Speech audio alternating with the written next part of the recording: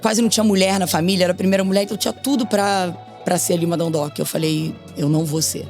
Então acho que quanto mais me rotulavam, mais eu me revoltava internamente. E aí eu ia criando esse monstrinho dentro de mim que falava, não, você vai trilhar um caminho diferente, você vai provar pra todo mundo que eles estão errados. Quando você tem uma pessoa que ela tem muito medo de errar, ela é muito apegada ao acertar, ela dificilmente vai trazer algum pensamento inovador, ela dificilmente vai ter alguma ideia que vai disruptar algum processo, a tua empresa, porque ela tá mais preocupada em acertar. Não errar é fácil. Quando você efetivamente se coloca em campo, você passa a ser alguém que tem a capacidade de mudar aquela realidade. Quando você simplesmente joga a culpa pro outro, você senta e fala, então vai lá, você resolve, eu não posso fazer nada. Se der problema, se der certo, você é só alguém que tá assistindo da plateia.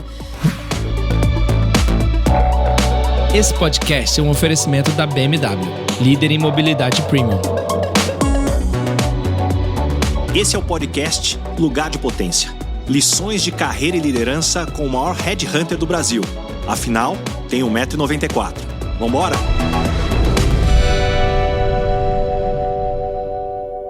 Hoje eu recebo uma executiva que tem uma frase tatuada na alma.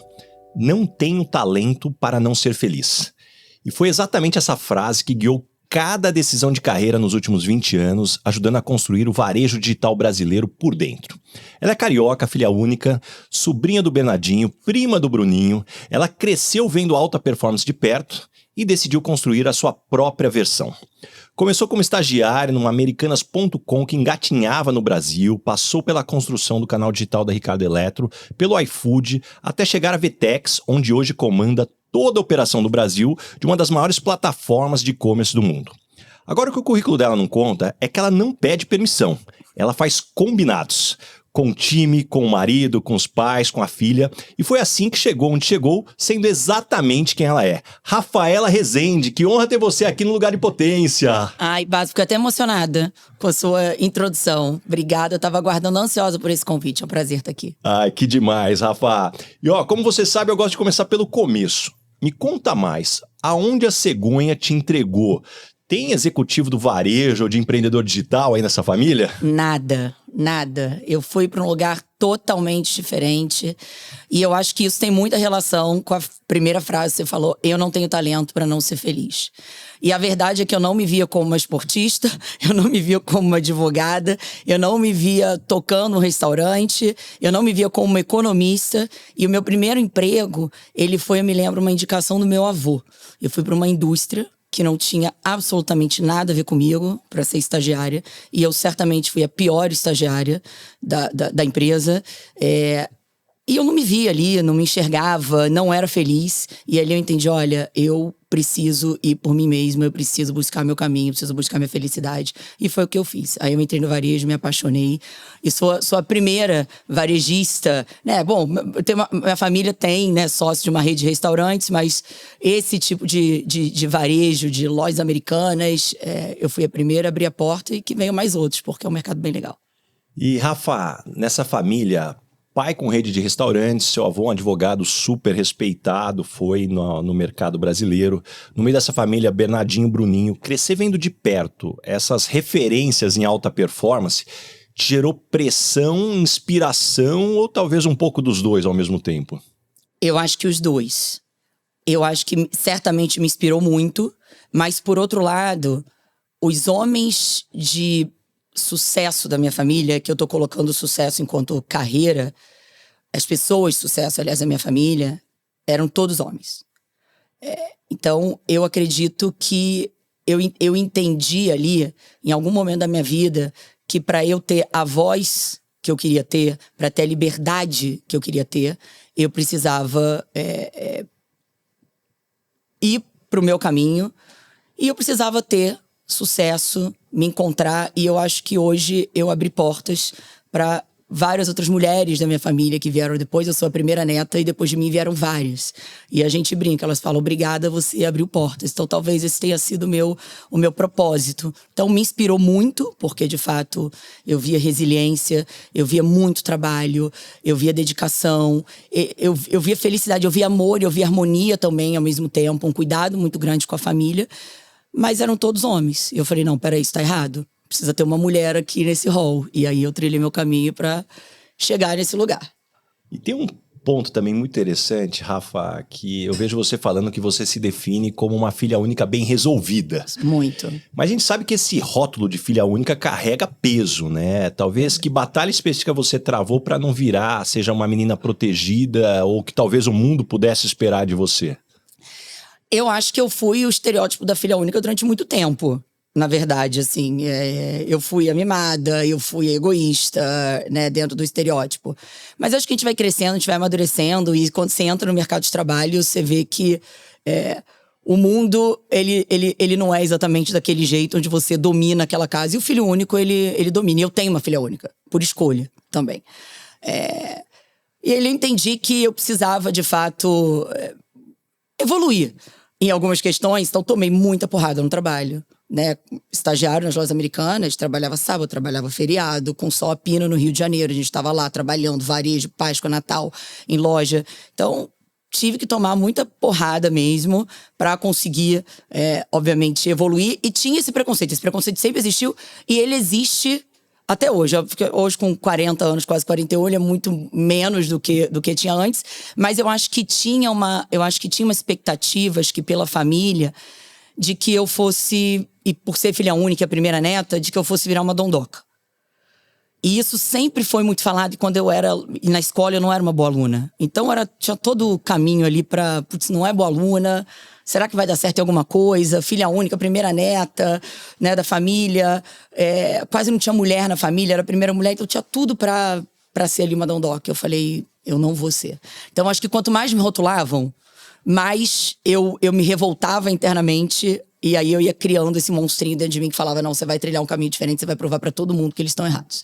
E eu acho interessante você trazer esse recorte que você foi uma aluna péssima na escola, mas por outro lado eu sei que você foi uma bolsista por mérito na faculdade. O que mudou entre esses dois mundos? O que talvez essa virada até te ensinou sobre você mesma? Que, de novo, eu faço bem o que eu amo fazer. Eu sou muito boa no que eu faço, quando eu acredito, quando eu vejo propósito e quando eu sou apaixonada pelo que eu faço. Eu sei que é clichê, né? Mas... E que bom, eu venho de um lugar de privilégio que me permitiu ter escolhas, né? E escolher trabalhar com o que eu gosto. Não que eu não gostasse da escola, eu fui muito feliz na minha escola, mas tinha matérias ali pra mim que não faziam o menor sentido, né? Nem sei se eu quero que a minha filha ouça isso no futuro, mas... eu estudava biologia, estudava química... Eu lembro uma vez a gente foi estudar a vida do mosquito, o ciclo de vida do mosquito. Eu falei, gente, mas eu não vou ter como ser boa nisso aqui simplesmente não me interessa.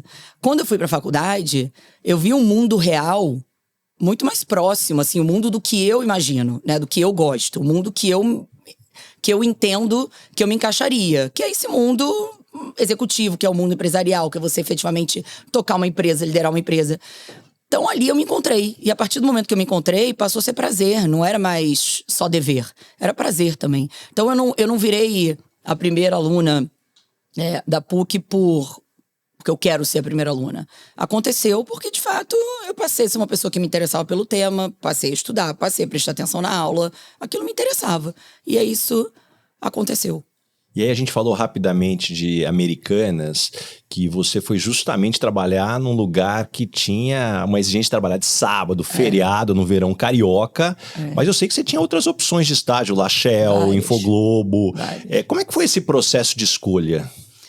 Eu sempre ouvi muito o meu instinto, assim. Eu acho que eu tenho um bom autoconhecimento e uma voz interna que eu aprendi a ouvir. Eu acho que eu aprendi a ouvir essa voz desde nova. Eu me lembro de conversar com meu pai, e de fato tinha essas 3 oportunidades na mesa. Eu já tinha fechado, inclusive, com uma, que era Infoglobo na época, era estágio. E aí, quando veio a Propostas Americanas, ela me brilhou mais os olhos e meu pai falou, vai, é isso que você quer fazer, eu tô sentindo que é isso que você quer, vai. E de fato, eu era uma menina de 18 para 19 anos, ninguém queria trabalhar sábado, feriado, morando no Rio de Janeiro, no verão, né? E eu acho que ali eu tive uma sabedoria de ter tido paciência e resiliência ainda muito nova, porque eu me lembro que nessa época, até por ser um trabalho muito duro, por uma escola muito dura, vinha de uma escola americana, escola Ambev, escolas conhecidas como muito duras em termos de gestão, né, e pressão.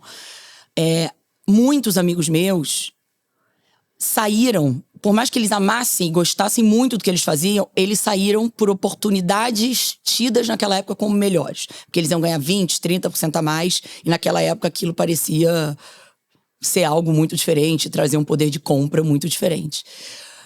E eu nunca, nem naquela época, tomei uma decisão de mudar de trabalho, qualquer coisa, por dinheiro. O dinheiro sempre foi consequência de uma decisão pessoal de felicidade. De eu sempre sair, ou sempre entendi que eu precisava mudar quando, pra mim, não estava funcionando mais. E aí, consequentemente, pra empresa não funciona mais. Então, eu fiquei 8 anos na Americanas. Quase ninguém ficava esse tempo todo naquela época. Porque eu era apaixonada, eu gostava do que eu fazia. Tudo que veio depois, acho que foi consequência dessa resiliência. Algo me falava, por que você vai sair? Só porque todo mundo tá saindo? Por que você vai sair? Para ganhar 20% a mais? Será que esse 20% a mais agora vai fazer diferença quando você tiver 40 anos? E hoje eu vejo que não. Então acho que me ouvir de novo. A tua frase inicial, ela dita toda, como você bem disse, ela dita toda a minha trajetória. Eu não tenho talento para não ser feliz, então eu sempre vou buscar a minha felicidade. Eu fui muito feliz durante meus 8 anos de Americanas e entendi que naquele momento, era a melhor escolha. E foi. E lá você teve teu primeiro cargo de liderança. Foi. Qual uma mancada como líder iniciante, aquela que talvez mais te ensinou do que qualquer acerto que você teria depois? Eu era arrogante, né? Tinha um ego bem aflorado, assim. O cargo, quando eu fui promovida, o cargo era muito importante pra mim, né? Eu era gerente, eu fui a gerente mais nova da Americanas. Então, aquilo tinha um peso pra mim. E naquela época, acho que inclusive mudou muito, né? De lá pra cá, óbvio, aquele modelo de gestão em 2026, ele já, obviamente, não funciona mais, né? Muita coisa mudou, mas Americanas foi uma grande escola pra mim. Mas era um modelo de eu faço, você obedece. Era uma coisa de a pessoa, se você é um chefe, a pessoa que vai falar com você, ela tem que ir ela tem que ir com medo, ela tem que esperar tomar uma bronca. Então eu acho que eu tinha o ego bastante aflorado, assim, beirando uma arrogância e talvez entendendo que eu era o suprassumo do suprassumo quando eu nem era nada ainda, sabe? E hoje eu sou uma líder muito mais humilde do que eu era naquela época. E, obviamente, isso vem com maturidade, isso vem com aprendizados, né? Com uma série de coisas. Mas eu acho que, naquele momento, já fiz um monte... Vou usar uma palavra aqui, um palavrão. Um monte de cagada como líder. Já errei um monte. Mas acho que, naquele momento, se eu olhar pra trás, eu falo... Gente, como eu era arrogante. Eu me achava... E tava só começando. Ia tomar muito tombo ainda. Você sabe que eu tenho a mesma opinião. Eu olho pra trás e eu falo como eu tenho que agradecer as pessoas que eu liderei naquele momento, que tiveram tanta paciência, que tiveram comigo fiéis, apesar de um líder ainda que tinha muito a aprender, continuo tendo, mas naquela época ainda mais. Mas por outro lado também, eu costumo dizer que se você olha pra trás e não se arrepende de nada que você fez, quer dizer que você não tá evoluindo. É como você olhar aquela foto de 20 anos, você olha a roupa que você vestia, o cabelo que você usava, se você não se envergonha, cuidado porque você não tá evoluindo. Então acho que esse é um bom sinal. Exatamente. E falando sobre novos prismas, eu sempre converso com meus amigos cariocas que o Rio de Janeiro molda as pessoas de um jeito muito particular na cultura. E aí você veio morar em São Paulo aos 25 anos e nunca mais voltou. O que talvez São Paulo te deu que o Rio não conseguiria te dar como profissional? Eu acho que é um mercado de trabalho mais fervoroso, vamos dizer assim. E aí eu acho que eu não acho que exista, e eu passo muito por essa discussão até hoje, né? O que é melhor, o Rio ou São Paulo? Aí meus amigos cariocas que odeiam São Paulo, aí tem carioca que vem pra São Paulo que não aguenta e volta pro Rio, tem carioca morando em São Paulo que não quer voltar pro Rio de nenhum, como eu, por exemplo. Eu acho que são contextos, né? O meu contexto de trabalho morando no Rio de Janeiro, ele era muito pior do que o meu contexto morando em São Paulo. Então eu me lembro, meus pais moravam na Barra, eu trabalhava no centro naquela época. Era muito ruim. Assim, era 1h30 pra ir, 1h30, 2 horas pra voltar. Eu perdia muito tempo no trânsito. Aquela coisa, vai aproveitar o Rio. Não aproveitava nada de Rio de Janeiro. Absolutamente nada. E acho que... E aí, obviamente, os grandes varejistas ali de eletroeletrônicos na época que estavam no Rio eram basicamente só Americanas. Então, se eu quisesse fazer qualquer tipo de transição e crescer, eu precisaria vir pra São Paulo. E São Paulo, de fato, me encantou. Né? Eu vim solteira, morava perto do trabalho. Eu acho que São Paulo tem uma facilidade porque você tem mais opções, as empresas elas estão mais espalhadas, então você tem mais opção de morar perto do trabalho do que no Rio de Janeiro, que tá mais ali dividido entre extremos. Então, para mim, foi uma questão de contexto. Eu não sei se é melhor ou pior, mas o contexto, para mim, fez muito sentido e faz até hoje, assim. Eu não me vejo voltando pro Rio, assim. Eu me sinto uma turista no Rio, mas, ao mesmo tempo, uma vez eu ouvi uma frase que eu acho que é verdade, que é assim, você só ama tanto São Paulo porque você ainda tem o seu QG no Rio de Janeiro, você ainda tem seu Porto Seguro no Rio, e é verdade. Ainda tem a casa dos meus pais, né? Tinha até pouco tempo a casa dos meus avós, tem todos os meus tios morando no Rio. Então, lógico que minha família tá lá. Então, no final do ano eu vou, passo 20 dias e é maravilhoso. Eu não sei como seria morar em São Paulo sem nenhum lastro, sabe? Mais no Rio, mas... E, Rafa, você ficou 8 anos no Ricardo Eletro, você passou por crescimento, crise, mudança de nome, fusão.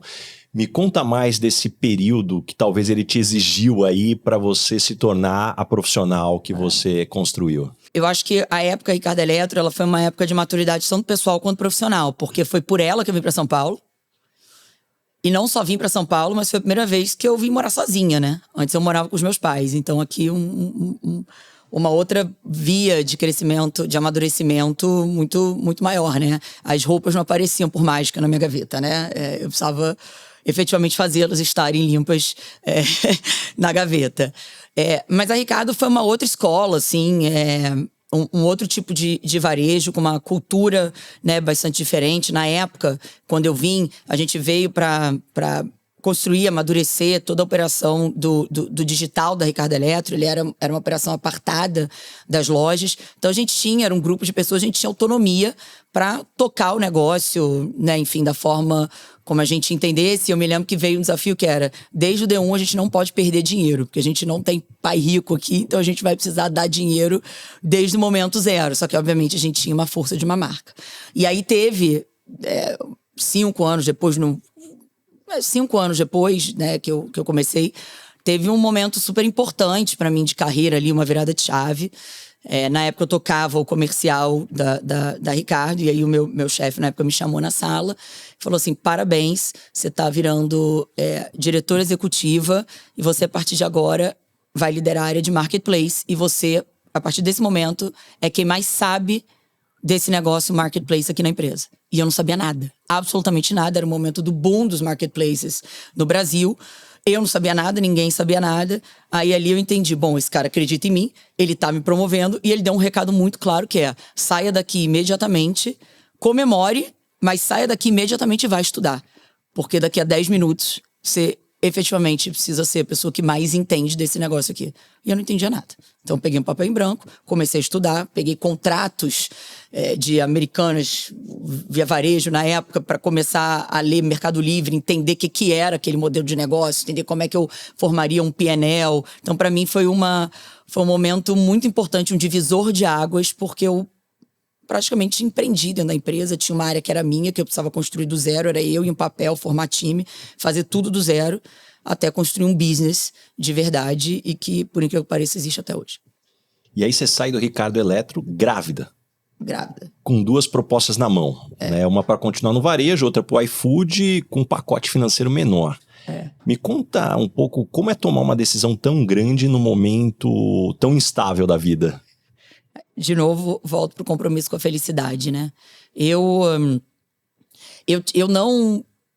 não lidei com a maternidade de uma forma romântica no início. Assim, a maternidade foi difícil para mim no início, porque eu amava muito a minha filha, obviamente, mas eu tinha uma sensação que a minha vida era melhor antes, sabe? E aí, obviamente, que isso me deixava com uma culpa muito grande, porque eu falava, será que eu sou uma mamãe? Não é possível que todo mundo é tão feliz sendo mãe.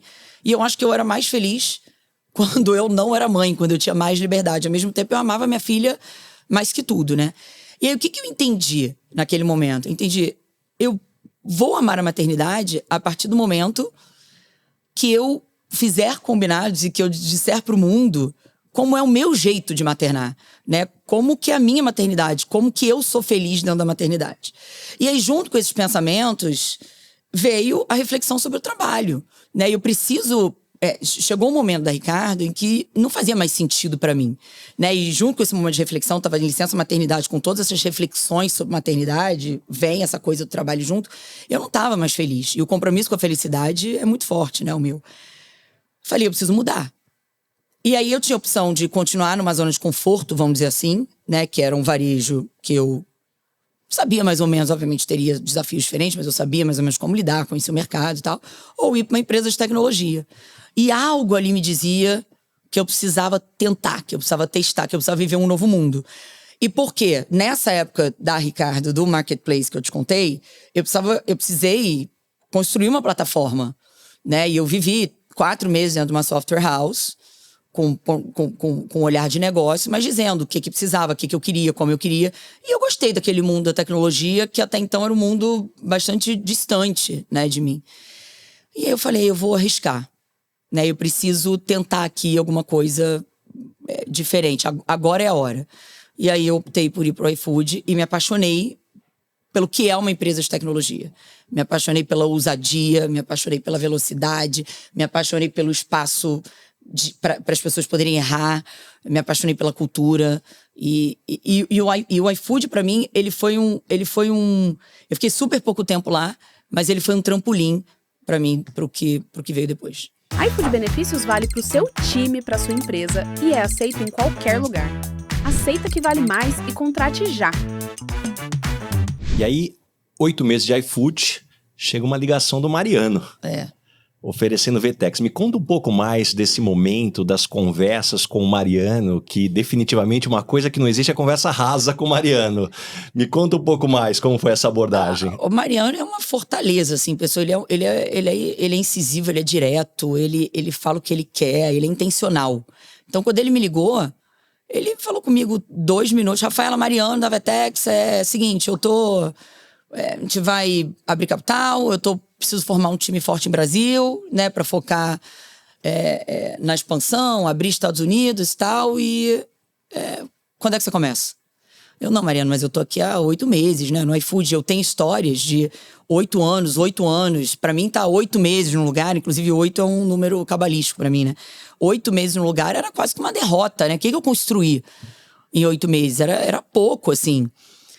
Ao mesmo tempo, de novo, tinha uma inquietude dentro de mim, falando assim, putz, você gosta muito da empresa, mas o trabalho em si, obviamente o iFood naquela época não é o iFood de hoje em dia, né? É muito diferente, hoje em dia é muito mais estruturado em todos os aspectos.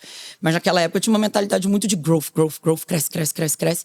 Muita tocação de bumbo. E eu falava, eu não sei se eu tô aportando o meu conhecimento aqui, e eu não sei quanto eu também tô aprendendo de volta, apesar de eu estar encantada com a empresa.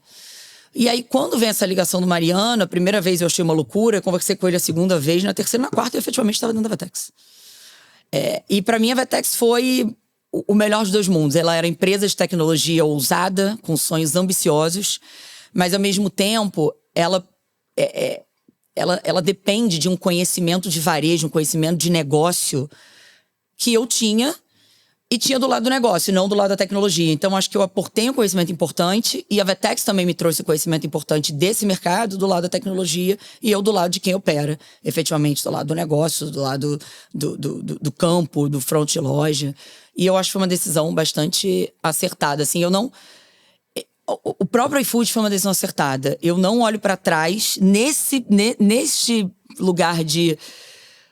Será que essa escolha de empresa foi um erro? Eu acho que todas as minhas escolhas elas foram acertadas e eu acho que os meus movimentos de saída e entrada foram também no momento certo.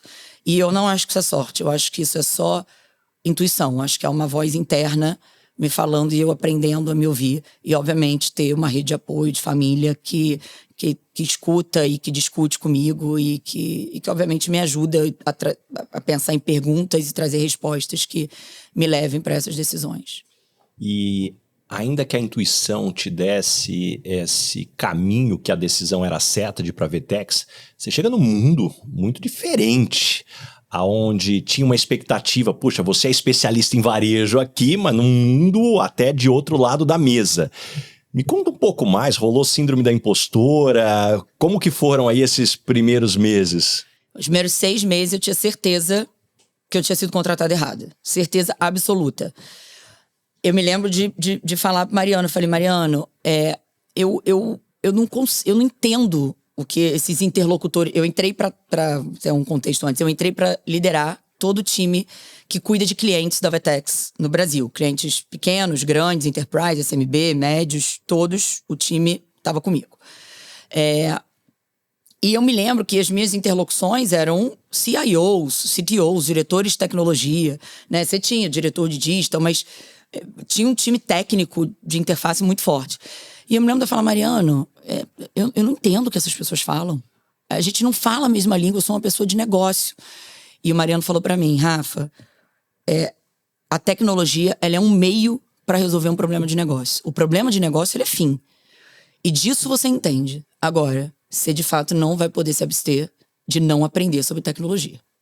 E aí começou uma jornada minha de aprendizado muito forte. Eu sou ambiciosa, não tenho vergonha de falar isso. Queria crescer na empresa. E o que eu entendi?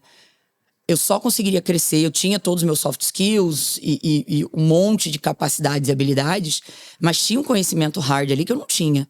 E que eu entendi que eu precisava ter para dar os próximos passos. O que eu não queria? Eu não queria ter que ter sempre alguém comigo para entrar numa reunião com o CTO. Obviamente, eu não seria extremamente ultra técnica para debater com o desenvolvedor como escrever um código, né? Não era essa a minha intenção.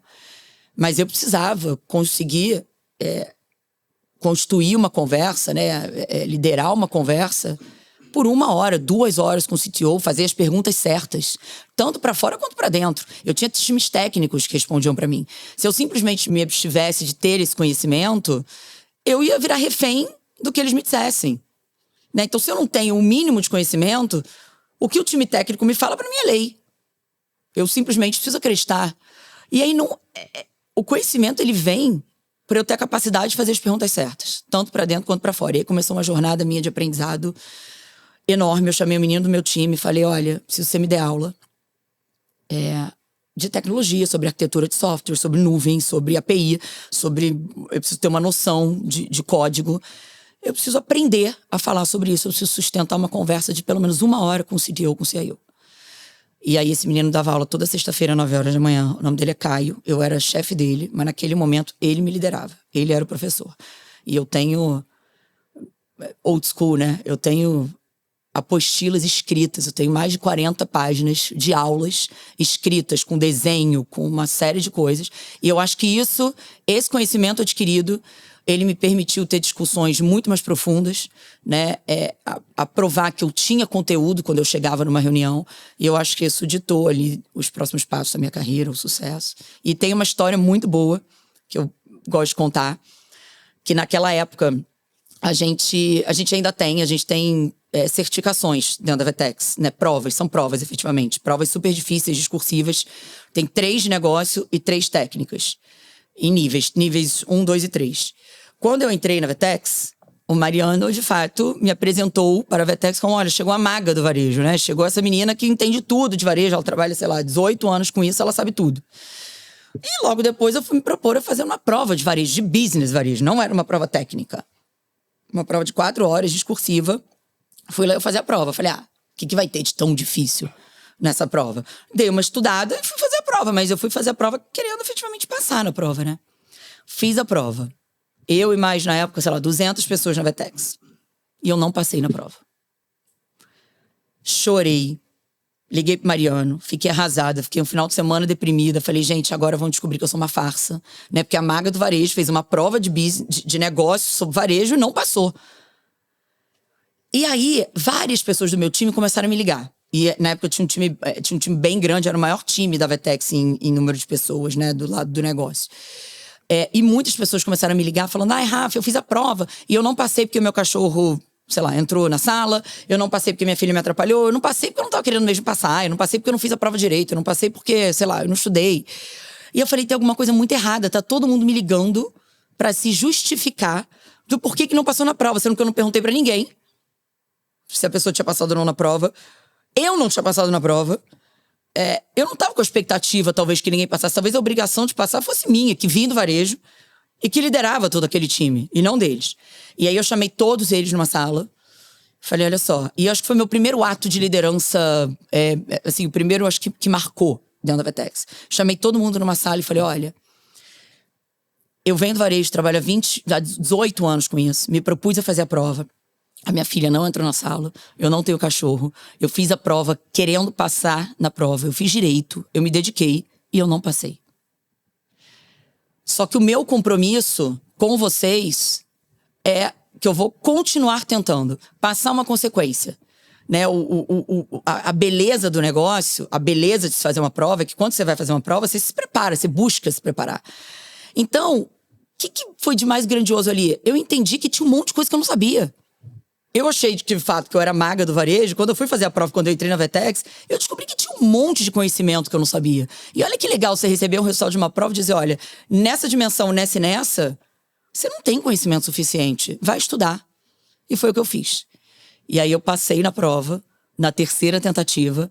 Essa é uma prova super difícil. Tem, acho que hoje devem ter umas 20 pessoas só na Vetex que tem. Mas o meu compromisso, de novo, era mais do que passar na prova, era garantir que eu estava evoluindo o meu conhecimento. E eu acho que ali, naquele momento, quando a gente olha para a liderança, o time todo baixou, assim, como se todo mundo tivesse relaxado.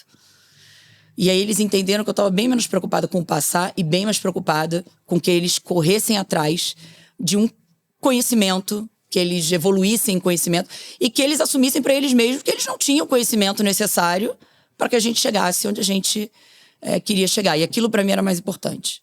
Que eles entendessem, né, onde eventualmente eles precisariam evoluir e que eles buscassem adquirir esse conhecimento. E, Rafa, você entrou no e-commerce quando ele ainda engatinhava no Brasil, tá nele até hoje, e conheceu os dois lados da mesa. Me conta o que mudou nesses últimos 20 anos, as principais transformações que levaram a gente chegar até aqui, e talvez o que surpreendentemente não mudou, continua igual na tua visão. Eu acho que tem um ponto-chave de mudança que eu acho que ele responde as duas perguntas. Quando eu entrei lá atrás, operações e-commerce e loja, né, eles eram operações totalmente apartadas. Você tinha quem cuidava de loja física, você tinha quem cuidava de e-commerce. Esses times não se falavam. Existia um presidente pro A, um presidente pro B, CEOs diferentes, inclusive. E não existia, inclusive eram vistos como canais concorrentes. Não existia sinergia, nem de compra, nem de venda, de estratégia, de nada. Era como se duas empresas diferentes comprassem, por exemplo, da indústria. Então, a gente negociava com a Samsung, o pessoal de loja física negociava, o pessoal de e-commerce ia lá e negociava, como se fossem dois CNPJs. Canais, internamente, sempre vistos como concorrentes. A loja dizendo que o e-commerce estava roubando a venda da loja, o e-commerce dizendo que a loja estava queimando o preço. Enfim, eram duas operações apartadas. Então, acho que a maior transformação foi essa do varejo entender que a empresa ela é uma só. Você tem canais diferentes, mas no final a marca ela é uma só. E o cliente ele é um cliente da marca. E ele pode escolher comprar pelo canal A, pelo canal B ou pelo canal C. Ao mesmo tempo que isso se transformou, isso ainda está engatinhando. A mentalidade é essa. Você chama qualquer CEO de varejo, ele vai te falar que essa é a mentalidade, que o cliente está no centro, que o cliente não é um cliente do canal, que o cliente é um cliente da marca. Só que quantas vezes você compra uma coisa pelo e-commerce, você vai comprar na loja física, você vai trocar na loja física, você não consegue. Quantas vezes você entra no e-commerce e você não tem acesso ao que você já comprou na loja física? Quantas vezes você entra numa loja física e esse vendedor que te atende não tem a menor ideia do que você navegou e pesquisou pelo e-commerce? Então, a mentalidade, ela tá setada, vamos dizer assim. O varejo entende, ele se transformou nesse sentido, ele virou o omnicanal em termos de mentalidade. Você já vê hoje a loja integrada ao e-commerce, hoje você compra no e-commerce, quem vai te entregar é a farmácia que está aqui do lado para te entregar em 2 horas. Isso acontece. Isso acontece nos grandes, isso já acontece, já está muito mais pulverizado. Mas a omnicanalidade de verdade, ela existe enquanto desejo, ela existe na mentalidade, mas ela ainda não é exercida na prática. Então, o que se transformou, ao mesmo tempo, ainda não é uma realidade, sabe? Então, acho que agora a gente começa, principalmente com AI, isso vai permitir que a gente trabalhe hiperpersonalização, a gente tem, né, com capacidades computacionais, nuvens. Isso tudo mudou a nossa capacidade de armazenamento de dados, e eu acho que agora a gente entra numa nova fase de efetivamente conseguir trabalhar a omnicanalidade num lugar que o cliente efetivamente está no centro e que esses canais de venda todos se comunicam, né? E que não são mais operações apartadas, e que o cliente não é um cliente do e-commerce ou um cliente da loja física. Ele é um cliente da marca, ele pode escolher comprar por A ou por B. E você ter dados que suportam, obviamente, o cliente quando entra numa loja, você precisa apresentar para ele uma jornada do que ele pesquisou em todos os seus outros canais, e não só do que ele vive ali naquele momento loja física. Então, acho que essa é a próxima onda de mudança do varejo. E, Rafa, a parte das tuas respostas, você trouxe muito a palavra instinto, intuição e até como critério de decisão. Instinto é algo que se desenvolve, ou talvez até como é que você desenvolveu o teu ao longo desses tempos para poder escutar ele também? Eu acho que, para mim, eu não sei, eu não tenho tanta clareza dessa resposta, mas eu tenho uma ideia, talvez, dessa resposta, tá? Eu prezo muito pelo meu tempo comigo mesma, assim, e prezo muito pelo meu tempo livre. E eu sou uma pessoa, eu me questiono muito. A minha cabeça, ela tá sempre rodando, assim, ela tá sempre em turbilhão. Eu acho que o tempo de ócio, ele é um tempo criativo. Ele é um tempo que te faz refletir. E eu acho que as reflexões mais importantes que eu tive, elas não vieram com agenda marcada. Elas vêm em momentos que eu não tô esperando, mas geralmente em momentos que eu comigo mesma, lendo um livro, vendo uma série, tomando um vinho, apreciando uma paisagem no cinema, sei lá, fazendo qualquer coisa, quando eu tô de preguiça na cama. Então, esses momentos, eles são muito importantes pra mim, assim. E eu acho que nessas horas eu consigo me ouvir bastante. Então, eu não sei se isso é treinável, mas eu sei que quando eu tô angustiada com alguma coisa, eu preciso ter tempo comigo mesma. E para isso a gente esbarra com o que a gente acabou passando rápido aqui sobre você fazer combinados. O seu time, família, pais, e essa palavra aparece muito no teu vocabulário. Muito. E na tua experiência, o que é um bom combinado? E talvez quais são as armadilhas que podem transformar um combinado numa conversa vazia? Eu acho que muitas vezes a gente peca em não declarar o que nos faz feliz, o que e como funciona pra gente. Então, o meu tema, por exemplo, com a maternidade, eu não gostava da maternidade até eu declarar o que era uma maternidade que me faria feliz. O que eu gostaria que meu marido fizesse, o que eu gostaria que a minha mãe fizesse, o que eu gostaria que meu pai fizesse, o que eu gostaria que as pessoas do meu time fizessem pra me ajudar nisso, né? A partir do momento que eu consegui, dizendo, ó, pra mim é assim, assim, assim que funciona, e obviamente não é que todo mundo precisa se adequar a como funciona pra mim, mas quando você abre essa conversa intencional, né, e declarando, olha, pra mim é dessa maneira, você consegue me ajudar nisso? A conversa fica tão mais fácil, e muitas vezes a gente tem dificuldade, que eu acho que o primeiro passo é entender. Você tem clareza do que funciona pra você e de como funciona pra você? Esse é o primeiro passo. E o segundo é você efetivamente conseguir declarar. E declarar isso não é fácil. Eu dizer, por exemplo, que eu declarar pro meu marido que eu não gostava de brincar com a minha filha foi muito duro. Eu falei isso chorando. A primeira vez que eu tive esse pensamento, eu quase que expeli ele da minha cabeça. Era quase como se eu não tivesse, como se eu não pudesse ter esse pensamento. Então, às vezes, tem uma coisa que assim, abraça o cactus que você é, né? Acho que você me falou, e foi você que me falou isso uma vez, né? Abraça ele, porque a gente tem um monte de coisa que a gente não gosta dentro da gente, que a gente talvez gostaria de ser diferente, e que algumas coisas que talvez façam a gente pensar, será que a gente não é tão bom assim? E a gente não é tão bom assim em muitos aspectos, né? Então abraça o cactus, assume pra você que tem coisas que talvez o mundo espera que você faça, que o mundo espera que você goste, mas que você não gosta, e declara isso. Só que tem várias outras coisas que você vai fazer muito bem, que você gosta de fazer. Eu adoro colocar minha filha pra dormir, adoro acordar minha filha, adoro acordar ela de manhã, adoro arrumar ela pra ir pra escola, adoro ir pro cinema com ela. Então tem uma série de outras coisas que eu gosto de fazer.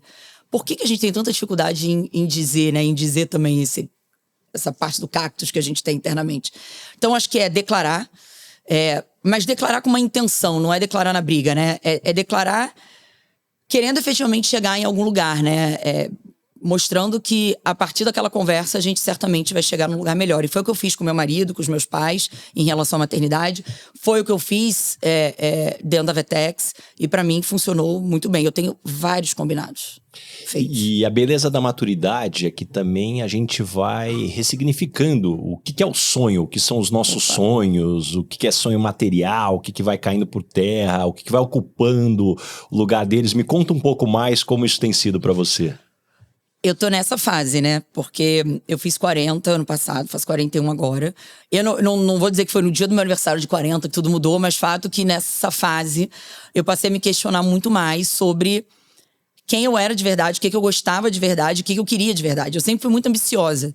E eu sempre fui muito ambiciosa em bens materiais. Eu queria ter muito dinheiro para comprar uma casa não sei aonde, para ter um apartamento não sei quantos mil metros quadrados, para não sei o que, nanana. Isso pra mim hoje em dia parece fazer muito menos sentido do que já fez quando eu era mais nova. Acho que os 40 me trouxeram uma coisa de, olha, obviamente eu sou nova, né? Tô nova, mas você entrou no segunda metade da vida aqui, né? Então, o que é valor de verdade pra você, né? E cada vez mais eu associo valor à liberdade. Mais a liberdade e menos a dinheiro, a bens materiais.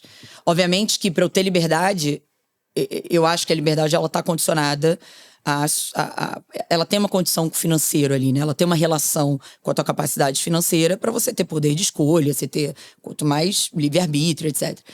Mas eu acho que a liberdade, ela também tem a ver com liberdade para fazer escolhas, trabalhar a minha própria autenticidade, para escolher como eu gasto meu tempo. Eu quero trabalhar muito, claro que eu quero ganhar dinheiro, mas eu quero ter tempo livre para mim, eu quero ter tempo livre para minha filha, eu quero ter tempo livre para os meus amigos. Isso cada vez mais para mim tem valor, mais do que os bens materiais, assim, tempo de qualidade, sabe? E um tempo para mim. Isso é muito importante, assim. A gente até tem a gente tá fazendo um teste na Vetex desde meados do ano passado, que tem a ver com isso, que a gente voltou presencial de segunda a quinta-feira, e aí na sexta-feira é remoto, mas a gente, a partir do meio-dia, instituiu o que a gente chama de Friday in Focus, ou Focus Friday. Qual é a ideia? Durante a semana você está trabalhando, no final de semana você está com a família, em que momento você tem um tempo para você? E a sexta-feira à tarde foi o tempo que a gente propõe que as pessoas, que os colaboradores gastem com eles mesmos, por eles mesmos.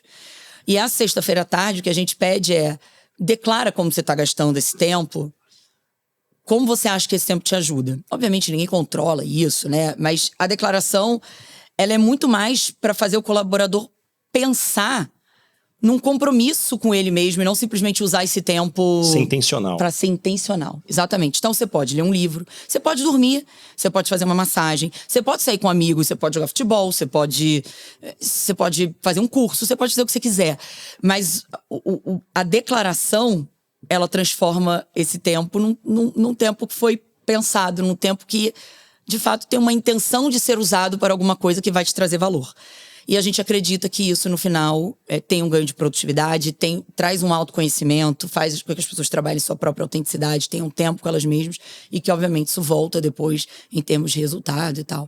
Então, acho que é uma das iniciativas que a gente fez, que eu acho que tem bastante valor e que vamos ver onde isso vai levar. Mas eu gosto bastante dessa teoria. Adorei. Você se envolve com as histórias, experiências e aprendizados que eu compartilho aqui em cada episódio? Então pense no efeito transformador dessas lições aplicadas na sua equipe. Conheça mais sobre a minha palestra Lugar de Potência acessando o link na descrição do episódio. Não só inspire, mas revolucione o potencial do seu time. E Rafa, chegamos agora no momento Headhunter. Qual que é a pergunta que você sempre faz nas entrevistas para contratar alguém para o seu time? Quais foram as 3 maiores cagadas, voltei pra cagada, eu falo muito palavrão, as 3 maiores cagadas que esse cara fez ao longo da carreira dele? Eu quero mais entender, hoje eu quero mais entender as falhas, primeiro a capacidade de reconhecer, segundo a capacidade de lidar com elas e de reagir a elas. né? Mais do que as grandes conquistas.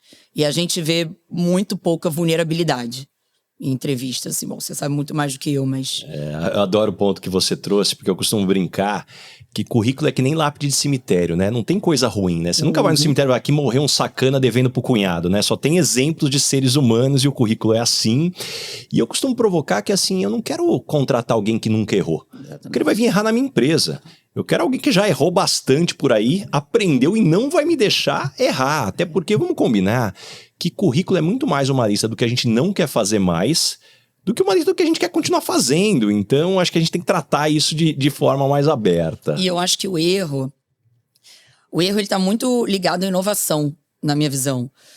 Quando você tem uma pessoa que ela tem muito medo de errar, ela é muito apegada ao acertar, ela dificilmente vai trazer algum pensamento inovador, ela dificilmente vai ter alguma ideia que vai disruptar algum processo, a tua empresa, porque ela tá mais preocupada em acertar. Não errar é fácil. Segue ali, vai ali no caminho que é conhecido, que você já sabe como faz. Possivelmente você não vai errar, ou a tua chance de errar ela é muito, muito menor. Mas principalmente quando você está em empresas, né? E obviamente isso depende do momento da empresa, de contextos, mas eu, no meu contexto VTEX, é uma empresa com alto crescimento, é uma empresa em growth. A nossa intenção é ser muito maior do que o que a gente é. A gente é pequeno perto do que a gente quer ser e vai ser, né? Então, eu preciso de pessoas que tenham coragem de errar, porque o erro tá ligado a você tentar fazer coisas novas, tentar fazer diferente. Quem não tem medo de errar vai demorar para tomar decisão, vai ser mais lento, vai pro caminho mais confortável, vai provocar pouco. E não é isso que eu quero nesse momento, obviamente, para a empresa que eu tô no momento que a gente está. Então, para mim, o errar ele é importante porque ele traz movimento, ele traz... pelo menos a pessoa está tentando mover, ela está tentando se mexer e fazer alguma coisa diferente, sabe? Eu gosto muito do que você traz, porque o erro, ele trabalha muito a capacidade que a gente tem de ser menos perfeccionista. Porque se eu me cobro só para acertar, certamente isso tem algo no meu perfil que, puxa, eu me cobro para ser perfeito. Se eu me cobro muito para ser perfeito, possivelmente eu tenho mais dificuldade de lidar com feedbacks. É por isso que, inclusive, eu gosto muito de provocar nas minhas palestras. Eu não gosto muito da palavra autoconhecimento. Eu prefiro autoconsciência. Perfeito. E por que eu coloco isso? Porque eu tenho muito receio que o autoconhecimento se torne justificativa para parar de evoluir. Sabe o que é? Não, eu me conheço, isso não é para mim. Sabe o que é base? Eu sou de virgem, então eu sou muito organizado. Então, para mim, o que você tem de diagnóstico é ponto de partida e não conhecimento para evitar essa evolução. E aí, nessa linha, Rafa, que tipo de pessoa não dá certo trabalhando com você? Pessoas que demandam muito, pessoas de alta demanda, assim, que demandam, que querem checar o tempo todo o que elas estão fazendo, que querem validação o tempo todo do que elas estão fazendo, que pedem aprovação toda hora.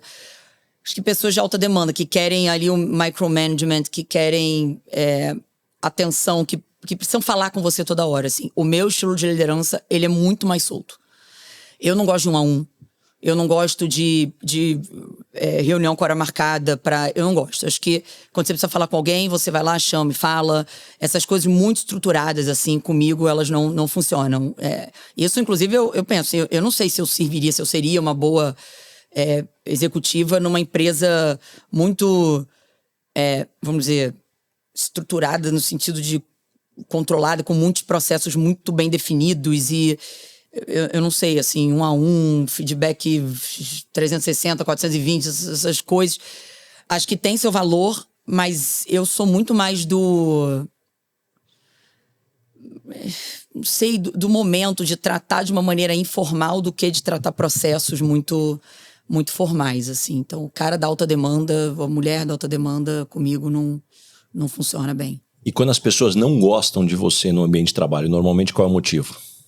Porque eu sou muito incisiva, porque eu sou muito direta. Porque às vezes isso foi uma coisa também que eu aprendi e ainda vem evoluindo, né? Esse ser incisivo, ele tem uma linha muito tênue, é uma linha muito tênue com o ser agressivo, né? Ser agressivo, tem gente que se sente atacado. Eu uma vez fui, e aí eu entro num outro lugar que as pessoas partem de lugares diferentes, de contextos diferentes, realidades diferentes. Na VTEX a gente tem 43 culturas, a gente está em 43 países, a gente lida com pessoas de as culturas mais diversas. Eu tenho um amigo, que é meu par na VTEX, Ele é um indiano, ele lidera a operação de Europa e Ásia.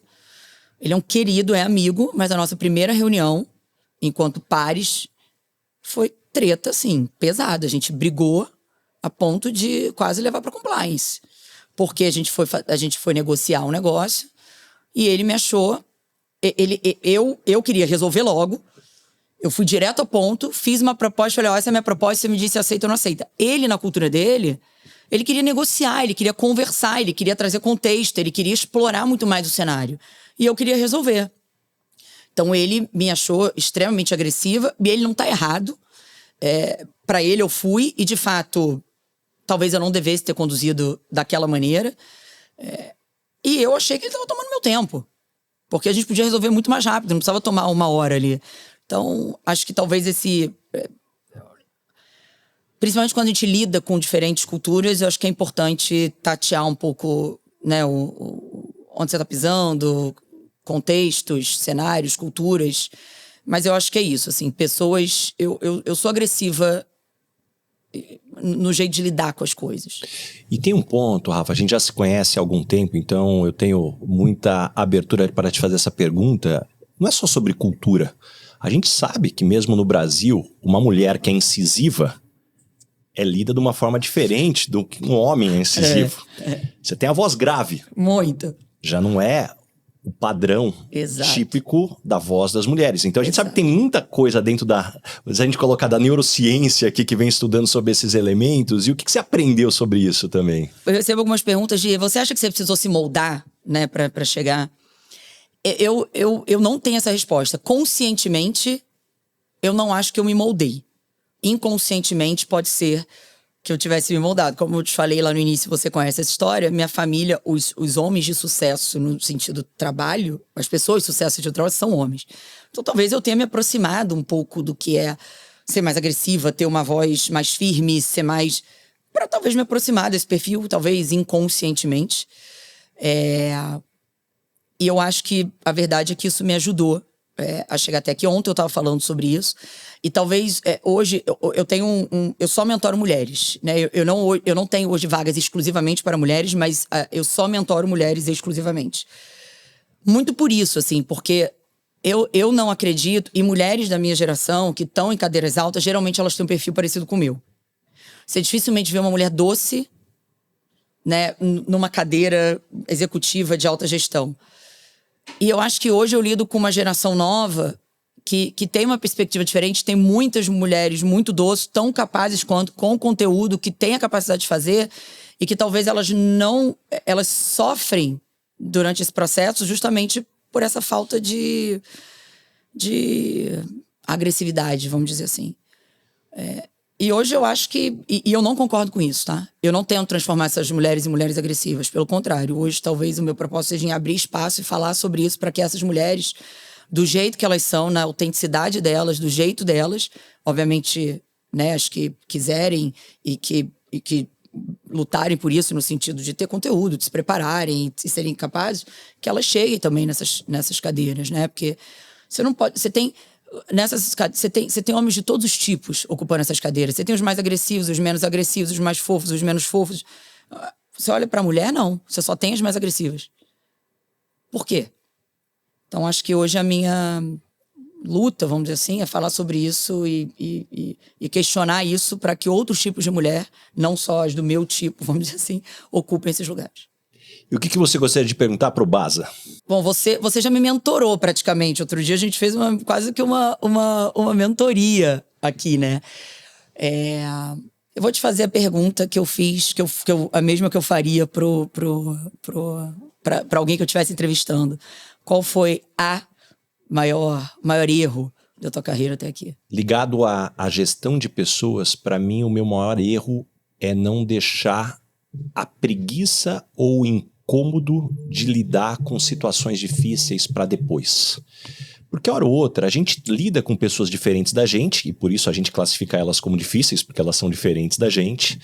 E aí você tem que tratar uma situação diferente, vai dar trabalho, você vai apertar o tempo, a pessoa vai começar a falar, vai argumentar, pô, hoje eu não tô num bom dia, ou se não, puxa, quer saber de uma coisa? Depois eu trato isso, não, vamos deixar um tempo. E eu aprendi que conversas difíceis é que nem carne fora da geladeira. Quanto mais passa o tempo, mais fede. As coisas não se resolvem. Então, a hora que eu olho para trás, os meus erros de gestão são de conversas que eu poderia ter tido antes. Que você postergou. Que eu posterguei. Então, esse para mim é um baita de um aprendizado. Isso é algo que continua te impactando e que você precisa pensar e lembrar disso todo dia para não cometer o mesmo erro? Ou você acha que você, de fato, já chegou nesse lugar de entender que você não pode postergar uma conversa difícil? Eu acho que esse para mim é um desenvolvimento contínuo, porque ele não é só profissional, ele é pessoal também. Conversas que em casa você evita, seja com a minha esposa, com o meu irmão ou com a minha mãe, mas talvez hoje eu ganhei mais consciência sobre isso. E quando você ganha consciência, talvez é um pouco do que a gente aprende com a meditação, que você não é os seus pensamentos, você deveria estar acima dos seus pensamentos, para chegar num tema de reflexão. Olha, você não é obrigado a ter a conversa agora, mas você tem consciência e tem uma decisão que você toma agora de não ter essa conversa, sabendo que amanhã a situação pode ficar mais difícil. É isso mesmo que você quer? Em alguns momentos eu quero conforto e eu falo, é isso mesmo, vai ficar mais difícil lá, mas talvez agora eu não estou no bom momento, eu não estou com a melhor energia. Então, para mim, essa autoconsciência, ela é fundamental para que a gente seja menos, talvez esteja menos no automático, que eu acho que esse é o grande desafio da nossa vida. E por que até que eu te perguntei, assim, de novo, muitas pessoas me acham muito segura de mim, né? E eu me considero uma pessoa segura, só que eu tenho vários momentos de insegurança, acho que eu evoluí muito, e é exatamente isso que você falou. Hoje eu sou mais consciente, mas não necessariamente o que eu evoluí já está evoluído. É um processo contínuo, e várias vezes a gente, pelo menos acontece comigo, não sei se com você, mas a gente continua caindo no ato falho. Então é uma reflexão contínua de, olha, você está de novo caindo naquele lugar, que foi exatamente o exemplo que você deu. Você tem consciência de que você está caindo nesse lugar, então é quase que uma luta contínua, né? Você evolui, mas é algo que você precisa continuar lidando ao longo da vida. Você não parou, aprendeu e pronto, tá aprendido e tá resolvido, né? Paytrack, a minha plataforma para gestão de viagens e despesas corporativas. Incomparável. Chegamos agora na pergunta Paytrack. Me conta sobre uma viagem a trabalho importante e que impactou positivamente na tua carreira. Eu faço muitas viagens, eu faço muitas viagens pela Vetex, internas, de trabalho internas, né? A gente, como a gente está em 43 países, a gente tem operação em vários lugares. Então a gente tem uma viagem que uma vez por ano a gente se reúne. E eu tenho viagens que eu vou a trabalho representar a Vetex. As viagens que mais me transformaram pessoalmente foram essas viagens internas, que a gente se reuniu para discutir temas. E sempre nessas viagens a gente traz assuntos que não são necessariamente de trabalho. Teve uma viagem há 2 anos atrás que foi bastante transformadora para mim, que até o Mariano levou um palestrante que ele foi líder dos Blue Angels. E foi fantástico. A perspectiva dele sobre liderança, a perspectiva dele sobre ownership, a perspectiva dele sobre cuidar dos detalhes. E ali o cara ele não lidava com o erro, podia ser a morte de alguém, né? Então, eu sempre acho que essas viagens, e quando você começa o papo com reflexões com reflexões maiores, fora ali do que é a agenda de trabalho, eu sempre acho que elas são transformadoras. E aí, claro, eu tive também a oportunidade de participar do IPO da Vetex, então acho que a viagem do IPO foi de trabalho, sem dúvida, a viagem mais legal da minha vida. Eu nunca tinha vivido isso e participar do IPO foi fantástico, assim. Eu lembro que eu deixei minha filha tinha 6 meses na época. E na época a gente não podia entrar direto do Brasil aos Estados Unidos, porque foi logo depois da pandemia, então eu fiquei 15 dias na Colômbia, fui depois para os Estados Unidos. E nessa hora eu falo, eu tenho um companheiro certo do meu lado, porque meu marido me apoiou incondicionalmente, meus pais me apoiaram incondicionalmente, então essa segurança, esse apoio me deu liberdade para ir feliz. E quando você vai feliz, sabendo o que você precisa fazer, você não fica sofrendo com o que ficou. Você não teve tanta saudade da sua filha? Eu senti saudade, mas eu estava onde eu queria estar. Então eu estava feliz, e eu sabia que ela estava bem cuidada aqui. E, Rafa, chegamos agora no momento Dona Ângela. Complete a frase. Eu sou esquisita por quê? Porque eu como as comidas todas separadas e de uma vez, assim, eu como... Eu como, sei lá, você tem arroz, feijão, frango e purê. Eu como todo o purê, depois todo o frango, depois todo o arroz, depois todo o feijão. Eu sou muito esquisito. Nada de misturar. Nada de misturar. E qual foi uma situação engraçada, perrengue que você já passou no mundo corporativo? Não sei se é exatamente um perrengue ou uma gafe, mas já aconteceu de eu ir para um evento a trabalho, um fórum, e que tinham vários executivos e passava pelo final de semana e você precisava levar o seu cônjuge, o seu companheiro e a sua companheira, né? E aí existiam as programações para os executivos e a programação para os cônjuges, né? E a programação de uma das noites para os executivos era uma degustação de uísque e charuto. E eu era parte do grupo executivo. E a degustação e o programa para os cônjuges era ir a uma exposição de arte. E o meu marido não queria ir para a exposição de arte e eu não queria ir pro charuto com uísque. E aí, claramente, você já vê que um pensado para mulher e o outro pensado para homem, né? A maioria os executivos são homens, então vamos fazer um programa para homem e outro para mulher. Em dado momento, eu falei, Thiago, vamos trocar isso aqui. Você vai para um lado, eu vou para o outro. E ainda nesse contexto, várias vezes já me perguntaram, você é esposa de quem? E pro seu marido, você é da onde? E pro meu marido, você é da onde mesmo? Ele, não, eu sou acompanhante. Eu tô acompanhando. Não sei se foi minha gafe, mas claramente uma gafe para outra pessoa. Mas isso acontece bastante. Você sabe que isso sobre eventos aonde está dividido marido, mulher, quem é o executivo, quem é executiva, a hora ou outra, minha esposa é executiva de banco de investimento, ela fala, não, eu não quero estar aqui, eu quero estar lá com você. Como já me contou uma história uma vez também, eu estava com uma executiva, o marido é executivo também, mas ele naquele papel estava como cônjuge, e aí a programação daquela tarde para o cônjuge era como seduzir o seu homem. E aí ele falou, não, cara, eu vou só para poder tirar... Para questionar. Exatamente essa dinâmica. Enfim, a evolução que a gente espera aqui desse mundo executivo. E caminhando agora para o final, Rafa, o nome desse podcast é Lugar de Potência. Qual que é o teu lugar de potência? Que tipo de situação e ambiente pode jogar que você brilha? Capacidade de influenciar muitas pessoas, assim, um público grande. Acho que de passar confiança, de passar segurança e, consequentemente, de conseguir influenciar um grupo de pessoas. E me conta uma verdade que as pessoas não costumam dizer e, na sua opinião, é fundamental para se ter sucesso. Eu acho que é a sua capacidade de lidar com erro. É a sua capacidade de abraçar o seu cactus, de se conhecer nesse lugar não tão bom. E aí você se conhecer a autoconsciência, né, como você falou, e buscar a sua autenticidade, assim. Acho muito difícil que você tenha sucesso não sendo você, não sendo autêntico, se conhecendo pouco, tenha pouca consciência sobre o que você quer, sobre o que você gosta, e entendendo que você tem partes ruins. E aceitando essas partes ruins, abraçando essas partes ruins, né? E o que você aprendeu nos últimos 12 meses, seja em conhecimentos ou habilidades? A me livrar do ego. Eu não sei se é me livrar do ego, mas entender que, de novo, o ego é uma coisa que eu ainda estou em constante aprendizado, assim, né? Por mais ser... Esse é um ponto, ninguém fala que tem ego, né? É feio falar que tem ego. Mas eu tenho ego. Muita gente tem ego. Então, acho que é importante, de novo, a autoconsciência de saber que tem e como você lida com isso, né? Então, hoje eu trabalho numa empresa que se transforma e que se propõe a mudar o tempo todo. Eu já tive time de 400 pessoas, já tive time de 15 pessoas. Isso não mudou entender que, por exemplo, tamanho de time não está relacionado a poder. Ou talvez esteja mais relacionado ao teu ego do que a poder.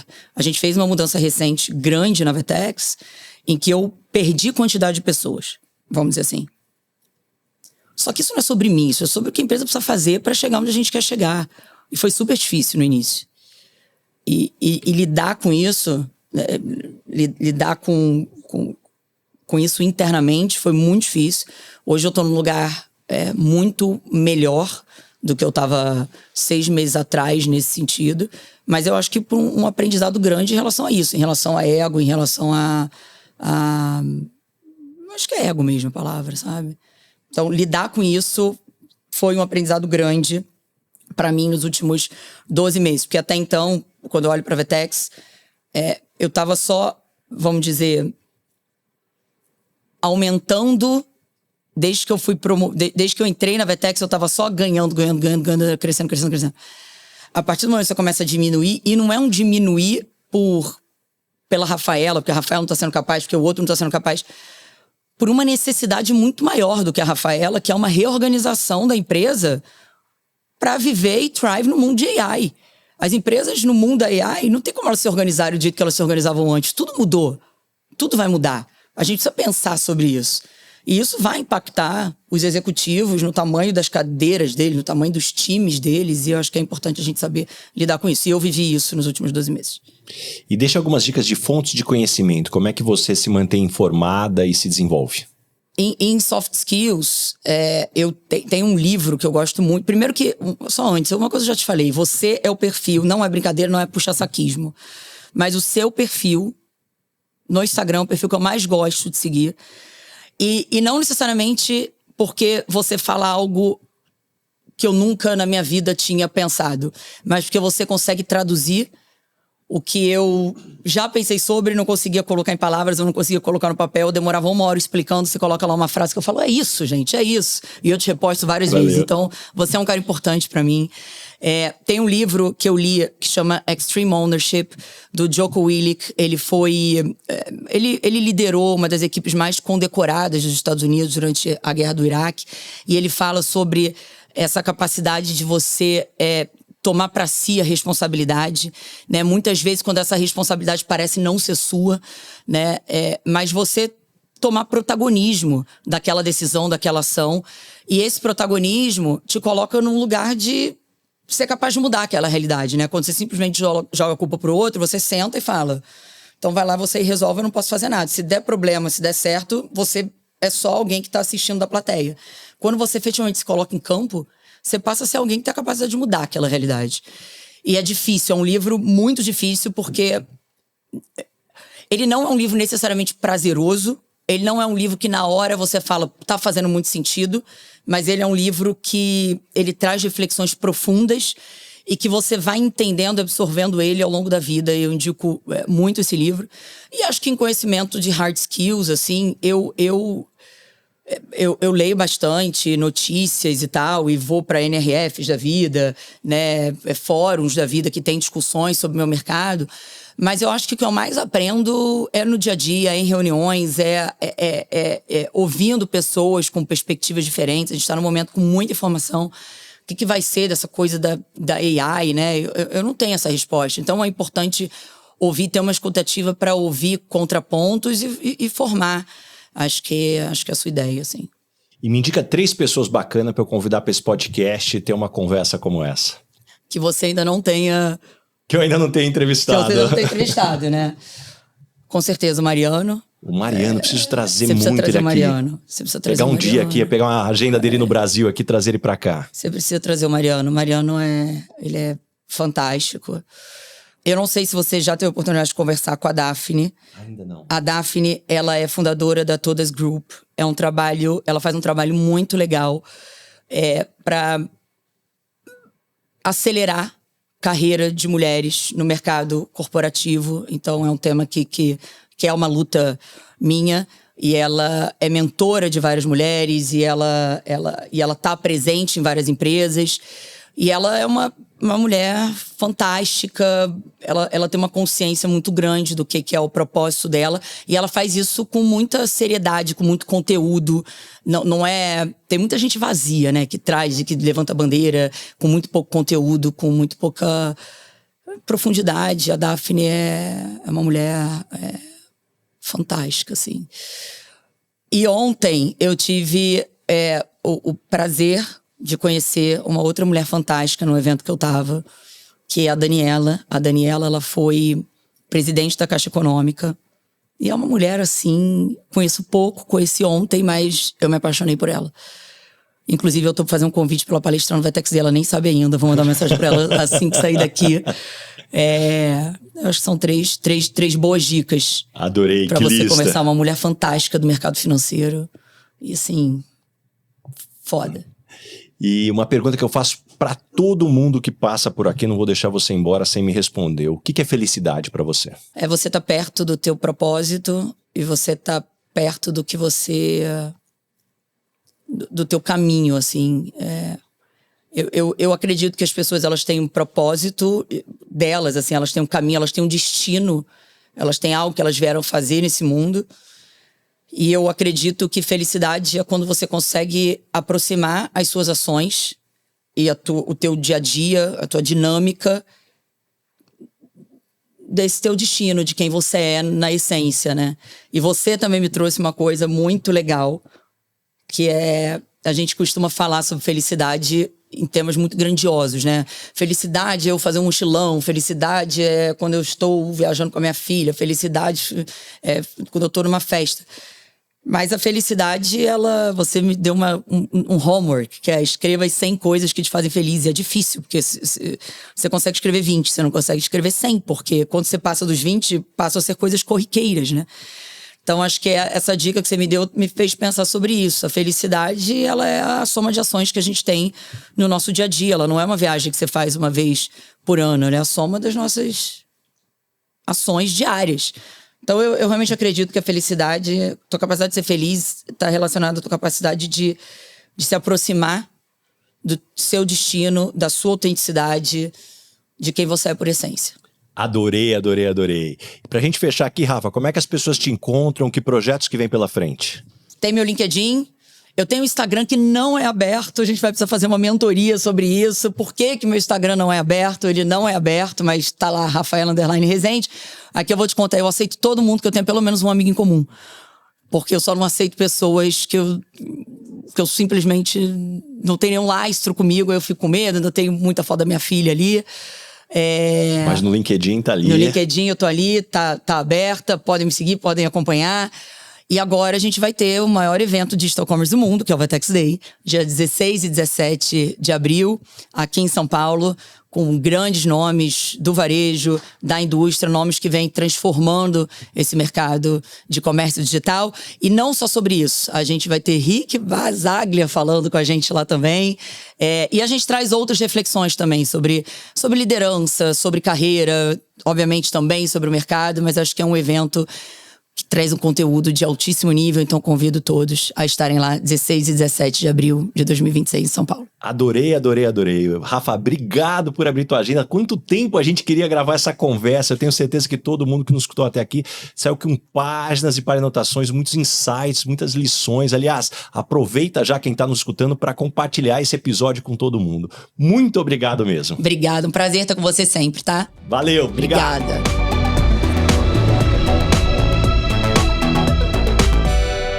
Este podcast foi editado por Felipe Mux.